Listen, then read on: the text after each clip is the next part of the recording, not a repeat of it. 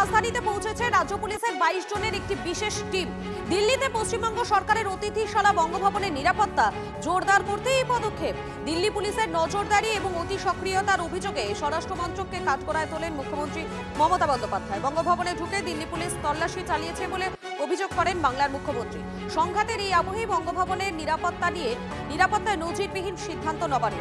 দিল্লিতে যাওয়া বাংলার পুলিশের এই দলে পুরুষ এবং মহিলা পুলিশ কর্মীদের সঙ্গে রয়েছে র্যাপিড টিম। দলটির নেতৃত্বে থাকছেন একজন ডিএসপি পদমর্যাদার আধিকারিক। দিল্লিতে রয়েছেন রাজ্য পুলিশের ডিজি পীযূষ পান্ডে।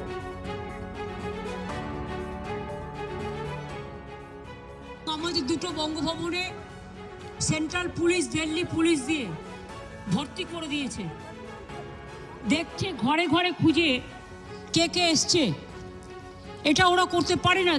তারা আমাদের বঙ্গভবন আমাদের নিজেদের প্রপার্টি, যেখানে যেখানে এরা আছে আমাদের জায়গায় আছে, ওদের জায়গায় নয়। এরা হচ্ছে স্বৈরাচারী, ব্যভিচারী, দুরাচারী, দুষ্টাচারী। আমি আপনাদের চোখে আঙুল দিয়ে দেখিয়ে গেলাম।